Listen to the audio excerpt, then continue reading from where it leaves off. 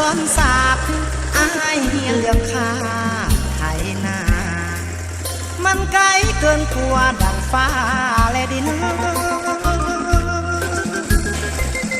น้องนั่งรถเก่งฟังเพลงเปิดแอร์อายนี่นั่งแต่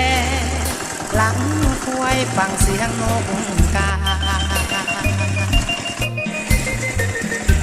น้องกิน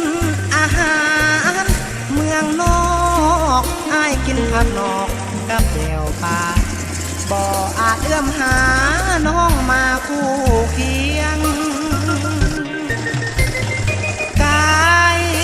แสนไกลที่จะไปคว้าน้องสูงเพียงฟ้าแต่อายมีต่ำเพียงดิน